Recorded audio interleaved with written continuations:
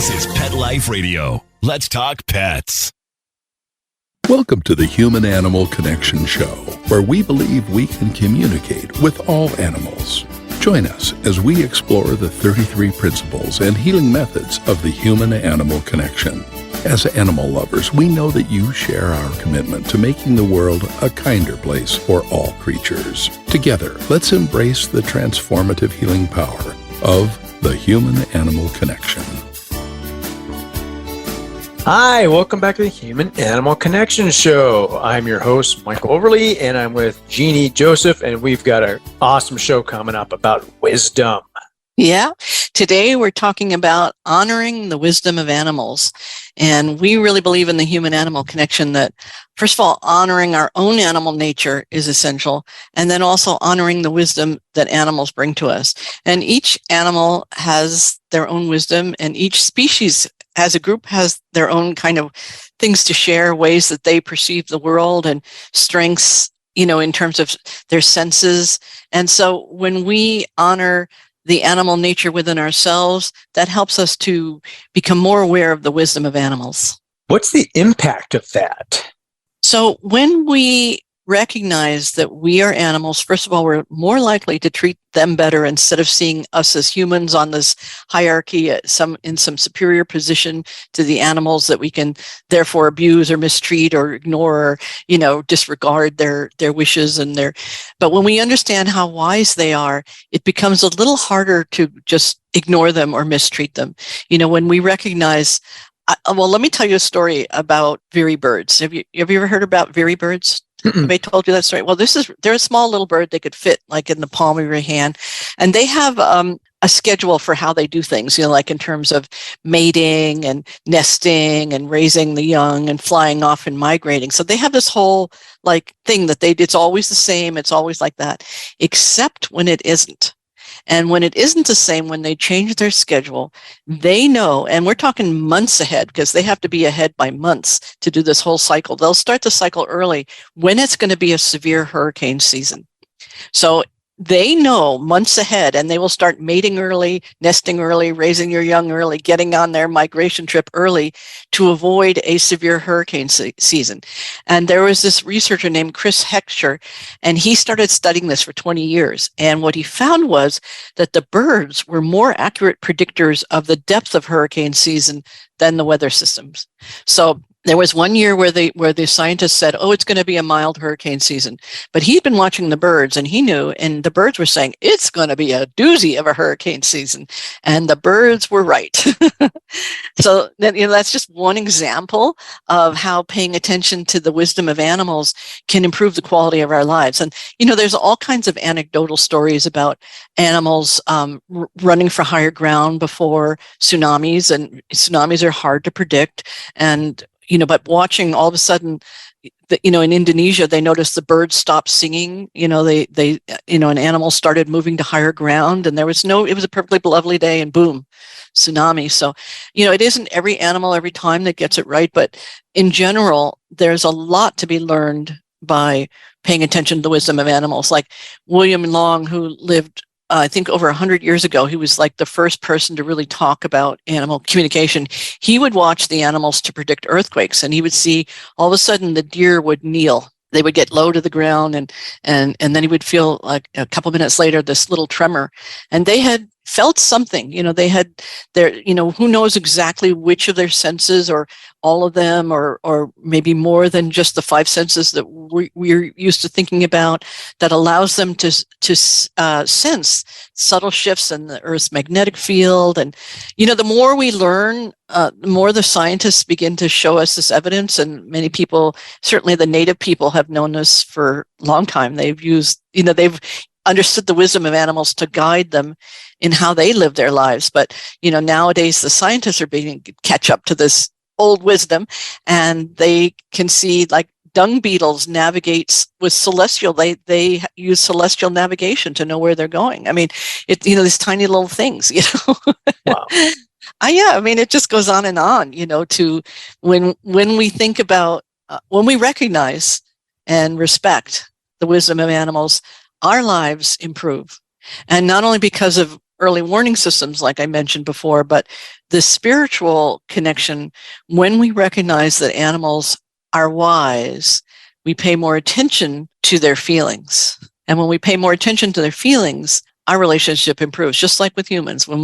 If we're, with the people that are important in our lives, if we're paying attention to what they're feeling, the relationship improves because we're just simply paying attention. We don't have to agree. They might have an opinion that's different from ours, but just recognizing, oh, you feel that way about this? Okay. What can we do? How can we adjust our behavior? That changes everything in the relationship, right? That eliminates resentment, that builds the bond, that builds trust. So the communication improves. Everything improves when we honor the opinions, the feelings, the thoughts, the needs, the desires of the ones who share our lives. And with the animals who are sharing our lives, it's really important. Maybe, I can't do the tigers in Africa, they're not in my room, but I don't have to be as concerned with their opinions, or at least as concerned. But with the dogs that are in the house, I need to really take into account, well, what does it mean when the sun comes up? And what does it mean when the rooster crows? And why is that call of the wild emerging? And it's real. We have a dog visiting with us. We're house sitting a dog, and she was raised on the reservation. She was a feral dog. And so when the rooster crows, she's up. And she wants to bark back. And for us, that was a real adjustment. That wasn't what we wanted, but just recognizing that, okay, she's responding to that wild signal. There's another being out there calling and she's answering, and it may not be my preference. And so we're working to communicate with her to ask her to wait a little, wait another hour or two before you get involved in the chorus. We're working on that. But, this is the difference between being mad at the dog for doing something we don't want and honoring that that's a wise thing to answer that call, to call to her pack. That's the wild in her to do that. And just recognizing that takes away the anger and gives me more peace of mind about it. Yeah. And it's interesting. I got to tell you this story about, I used to live in New York City. I was in the movie business. I was a type A person. I had no time for anything. I was, I was one of those, right? So this one night, and I had a ground floor apartment, and like all ground floor apartments, I'd been broken into several times, and one night I hear this thing on my window. I'm sleeping. It's the middle of the night. And so I scream at it, all kinds of explosive words, which I won't say here, just to be tough, right? Tough New Yorker, I lived alone, and I do all my tough words, yelling as loud as I can, get the out of here and all this. And I hear, meow. And I go, oh no, because it was interesting because I had been getting guidance that I was going to get a cat. And I was like, are you kidding? I don't have time to feed myself. How can I have time to, how can I be a good person for a cat? It's not possible. I'm not going to get a cat. But the dream kept coming. You're going to get a cat. You're going to get a cat. Finally I said, okay, I'll make a deal. I'm not going to do anything to get a cat. This cat's going to come to me. That's what I said. Right. So of course, that night, this little meow. And I thought, well, all right, I'm just going to open the door and give it some milk. I'm not going to let it in the apartment. I'm just going to give it a little bit of milk because it was the winter. It was New York. It was 30 degrees. It's freezing. And so I pour a little milk for the saucer for the cat. This little orange thing, this little thing, right? And the cat walks right by the milk, go through my open apartment door, walks into my house, and that's it, right? The cat says, I'm home. And I'm like, this is not possible. I have to go shoot a movie in Montreal. I'm leaving. I can't do, all this, right? So this cat decided that this was home and I was the cat's person. I named him Wolfgang Amadeus Mozart, or Wolfie for short. And he, Wolfie really was the one who taught me about animals having wisdom. So sometimes I would have like different projects, and what I learned to do is like 3 scripts. I'd put them on the floor, 1, 2, 3, 3 little piles of scripts on the floor. And I would just sit down on the couch and watch and see which one Wolfie would sit on. And Wolfie would invariably sit on the one that was the best. And that makes no sense at all, right? I mean, obviously he's not reading the script, right? But I learned that he could feel the energy of one script, and that one of the scripts had a better energy to him, and he was invariably right. I mean, I'm not saying I would make decisions based upon that, but the one that he thought was the best, I would really take seriously. I was trying to decide which project to focus on. So, and I remember once at a meeting, we had a production meeting at my house in my living room. There were about 12 people sitting in a circle. Wolfie got up, walked around each lap, and settled on one man's lap. Like he tried everyone and sat on this one guy's lap. And this was the person who had just the most supreme, excellent character. I didn't realize at the time, Wolfie recognized it. Like he had better taste in men than I did. I was, single and, clueless. And, I would always date the wrong person. And Wolfie knew instantly who was, really a good character and who really wasn't. So I learned to really pay attention when, first date, they'd meet Wolfie. And that was it for me. If Wolfie didn't like him, I was done. So anyway, that's just a little fun story. But, that really got me into the habit of paying attention. And that has continued with me. My dog, Sophia, same thing. She will find people, we'll go to Walmart and she will find someone that she just absolutely adores and walk by 80 other people, I don't know 80, but, a lot of other people, no interest. And then one, she just has to stop and look at them and they go, oh, and then they're invariably the person that really just needs a little bit of love. And it's very special to be acknowledged by an animal, especially, Wolfie. Sophia, my dog, is a trained therapy dog. So she will really look at you and just sit and gaze at you until you melt. So she'll do this in Walmart, right? Or the grocery store. And people, it just makes their day. People will tell me, you made my day. And of course, with the kids in our high school program, Canines Teach Compassion, we had a girl the other day, she told me, she said, now I'm going to pass my final exam, because Wolfie just gave her that moment to settle down and relax and be here right now and enjoy life. It's funny. They're all like little Ram Dasses, aren't they? They are. They are. Yeah. Masters of presence. And Yeah. we've both written about that. When I had Darby before he died, he was so sensitive to the environment. He would let me know, hours before a storm came that a storm was coming. I'd catch him at the back door and he'd be doing this certain type of, his body be in a certain position and be moving slow and sniffing here and sniffing there. And I got to the point where I'm like, oh, we got a storm coming. And he would just look at me like, duh. Yeah. And, it's clear blue skies, right? Right. And then within 2 hours, we've got thunder, lightning, rain, hail. And then he would act accordingly, depending on the severity of the storm that was coming in. Mm-hmm. It was wild. At first, I had no idea what he was doing. And then I pulled my head, you know what I mean? And it was the energy, and you've touched on that. Yes. And just like Wolfie with the script, he was reading the scripts, just not how we think of it, right? He was reading the energy from it. And I think it's really important for people to understand there's more than we can just see with our eyes. Right. Right. There's more going on out there. And I think it's important to talk about. Yeah, exactly. I mean, it's not like I was letting Wolfie make the decision for me. I mean, I viewed it as a partnership. If he thought that script was the right one, I really gave it a serious, and I often found that we agreed. I don't think there was ever a time that we didn't agree on a script. You can't find that in Hollywood, two people agree on a script. But anyway, it was, so I'm not saying that, I would take him to Las Vegas or something like that and try to bet based upon his reactions. But using this as a partnership really improves the quality of both of our lives. I think he enjoyed it too. He used to like these little sessions where he'd put the scripts on the floor. He's like, oh, this is fun. It's a little game. Yeah. He peed on that one. I guess we're not going to look at that. He didn't pee on it. He'd sit on it. But yeah, right. I know that book, right? Yeah. So awesome. Oh, yeah. What was I going to tell you? Oh, yeah. I wanted to tell you the story about like when I was working with military families and, working for families with people in the special forces. And in the special forces, this was, in the height of the war, they can't give their family or anybody any warning when they're returning. So there's no warning. They've been gone for a week, months, or whatever it is. They're gone for these missions. They come back, no warning. Could come back in the middle of the night. They could come, no warning.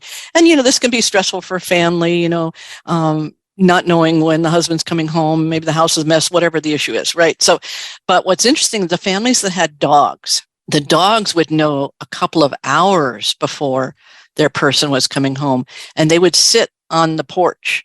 And this was like an early warning system. Oh, my husband's coming home. I better clean up. I better get rid of the extra lever. No, just kidding.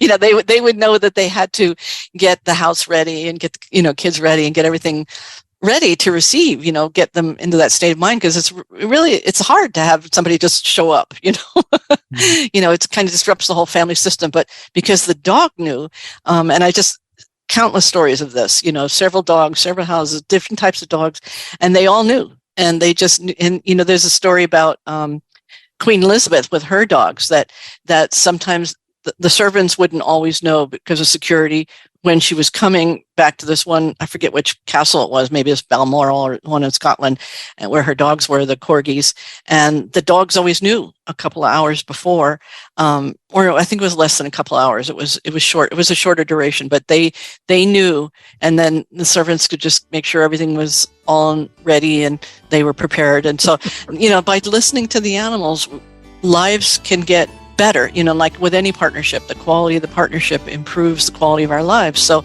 by honoring the wisdom of animals, we move into partnership and away from the dominance model, thinking that animals are just dumb, instead viewing them as having all kinds of wisdom. Hey, let's take a quick break, and then I want to ask you about snakes. Okay. Hey friends, if you like what you're hearing and want to learn more, check out Dr. Joseph's book, The Human-Animal Connection, Deepening Relationships with Animals and Ourselves. Or visit the website, thehumananimalconnection.org, to book an online consultation. Thank you for loving animals. Now back to the show. Let's Talk Pets on PetLifeRadio.com.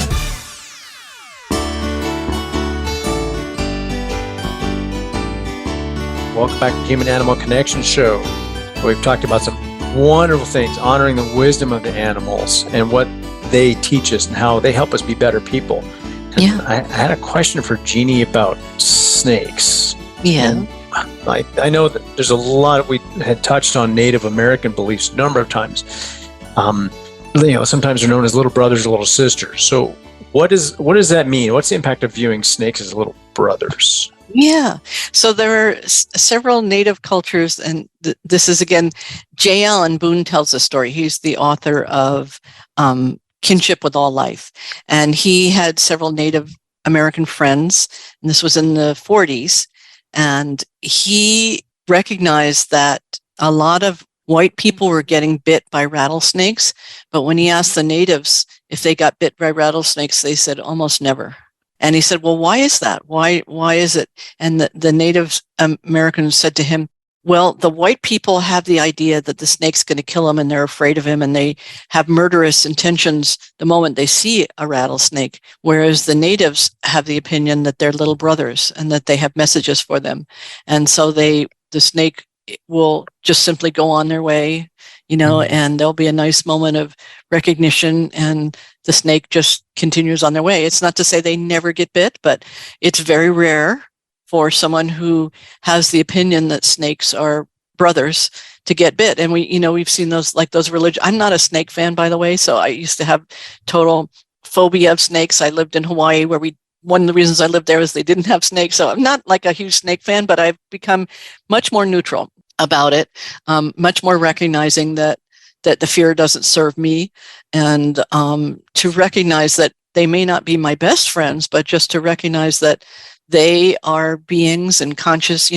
Rattlesnakes, their gal pals will babysit for them, when the mother needs to go off and find some food or whatever, and they have their ways, they have their wisdom. And so the natives who viewed the snakes as little brothers rarely got bit, whereas the white person who saw them as instant enemies often did. So it's just an interesting story that J. Allen Boone tells in his book, Kinship with All Life. Yeah, I read that some time ago. Wonderful book. Yeah. And there's a research scientist named Brian Hare, and he talks a lot about dognition, which is basically the wisdom of dogs. And he wrote a book called The Genius of Dogs. And Frans de Waal also wrote a book called Are We Smart Enough to Know How Smart Animals Are? And the message there is that when we try to impose our own version of what intelligence is, it may look like the animals are dumb, but when we understand that they have their unique wisdom, we might realize how dumb we are. Like, we can smell a cheeseburger. We've got a good nose. We can smell a cheeseburger. But a dog, when the dog smells a cheeseburger, can smell the meat, the cheese, the lettuce, the tomato, the bun as separate scents. Like, they get all of that. Whereas we, we're just probably going to get one scent unless we're, a chef and really trained to distinguish it. And so the moral of the story is that if we were to impose the version of scent as the indicator of intelligence, we humans might be considered dumb compared to dogs who can find a bomb, or find a cell phone in a prison or whatever. Their senses of smell are so finely attuned that they make us look dumb. Now, obviously, we're not dumb, but our noses are not as finely tuned as theirs. So the moral of the story is that we have to have different criteria for evaluating intelligence and wisdom.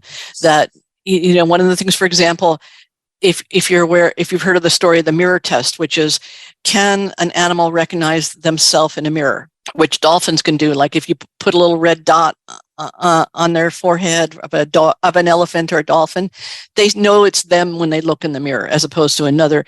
Whereas dogs get confused; they're not sure what they're seeing. They might bark at it.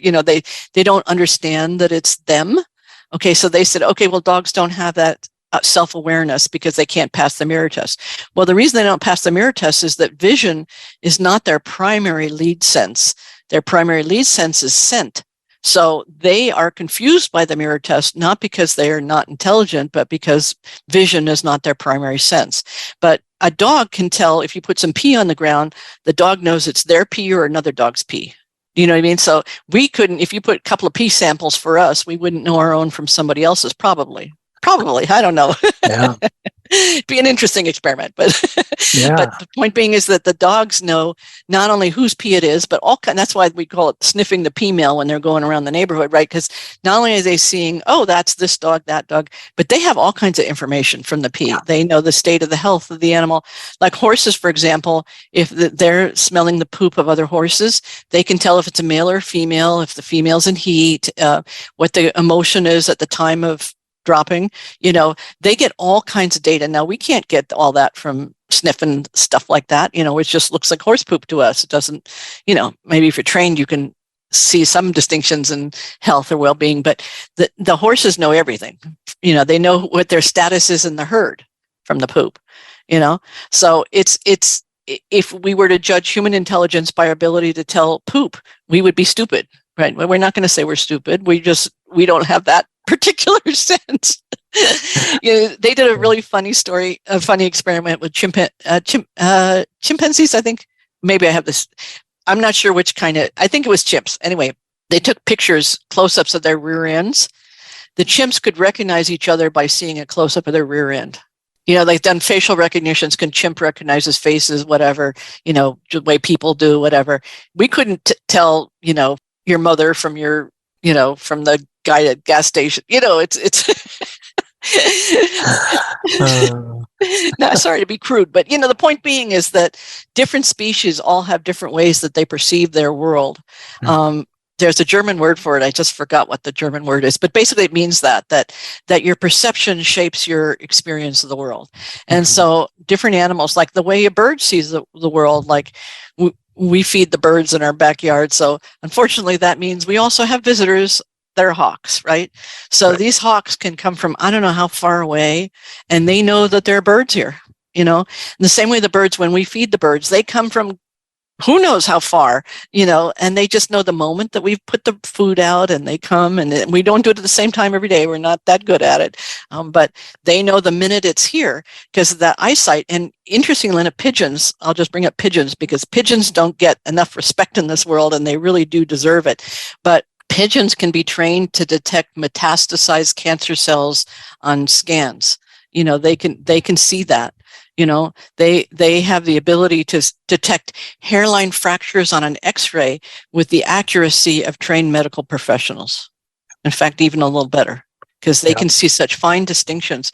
So this is an example of honoring the wisdom of pigeons, is to recognize the next time you see a pigeon, say, wow, hello, beautiful, smart, wise pigeon, instead of hello, dirty bird. It's like recognizing. And the homing pigeons, remember, that was one of the main ways of communicating before we had telephones and telegraphs. It would send messages and pigeons knew how to fly home.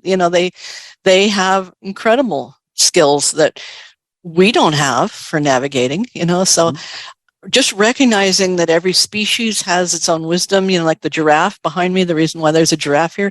Giraffes have one of the biggest hearts of any animal, because they have such a long neck, it's got to go, the heart has to pump. So this huge heart, so they're sort of symbolic of loving being with this huge heart. So, yeah. And they see the world, the way a giraffe sees the world is different from the way an ant sees the world. And it isn't that what the giraffe sees is right or wrong, or what the ant sees is right or wrong, but their different perspectives change how they experience the world. Yeah. And a different species actually can see different things in the light spectrum. Like right. They can see colors that we have no idea even exist. Exactly. When we use appropriate filters and other lighting methods, then we can see what they naturally see. And exactly. I think that's fantastic. So there's so much we don't pick up on, and we think we're all that in a bag of chips. We can learn pick a species, we have something to learn from them.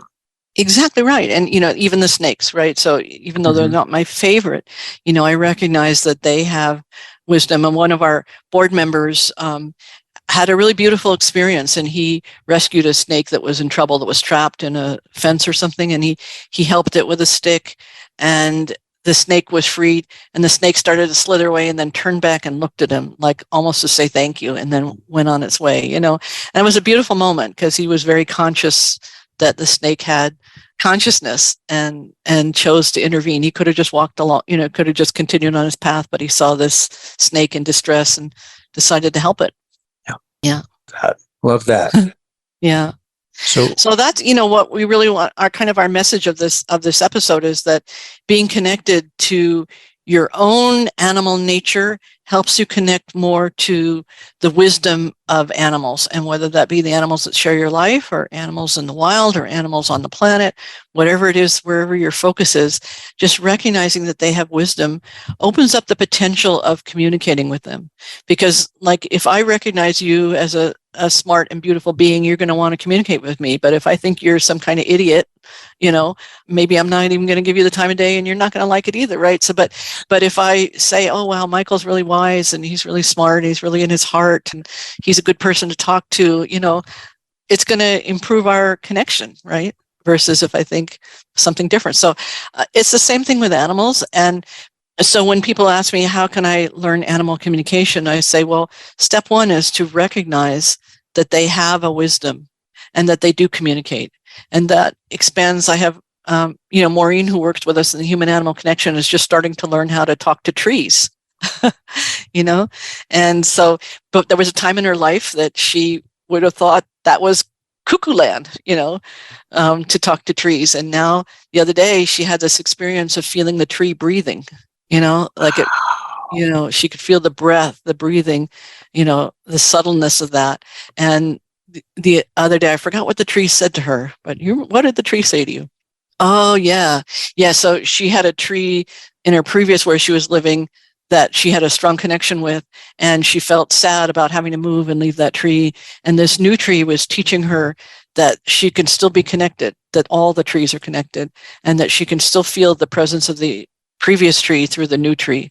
And that was, revelatory. And that was something that in the past, she would have just thought that was just a cuckoo thought that she had. But now she could see the difference between what her own thoughts feel like, thoughts that we generate, thoughts that, are from our psyche, versus receiving from another being.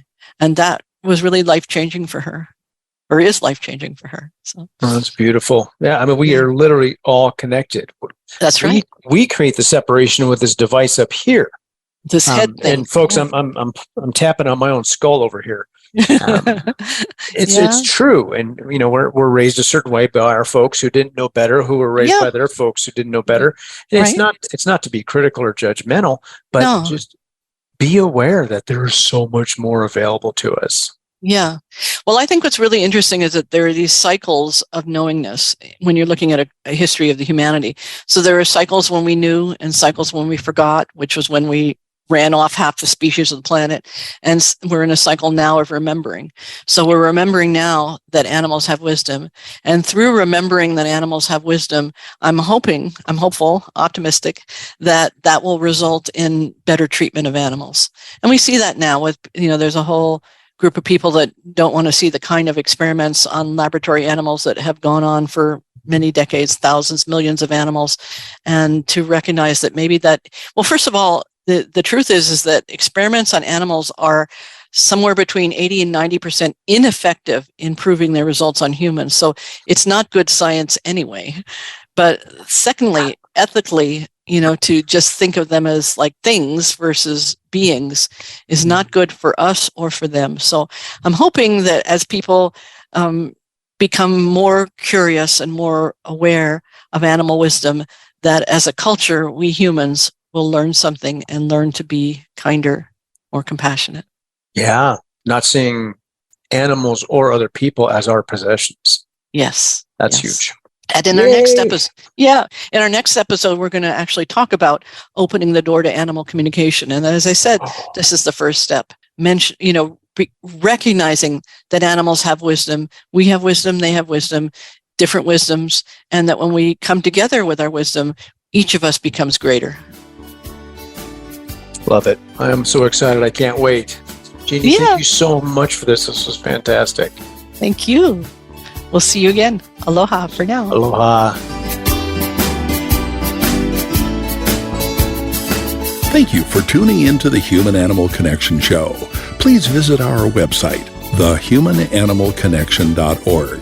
There you can sign up for our free email newsletter, book a consultation, or check out our blogs and resources. Our best-selling book, The Human Animal Connection, is available on Amazon, and your donation of any amount keeps our nonprofit organization providing life-changing services. You can reach Michael Overly, author of Let Your Dog Lead, Musings on How to Create an Exceptional Life, on his website at dogsandmen.com or email michael@dogsandmen.com. Let's Talk Pets, every week on demand, only on PetLifeRadio.com.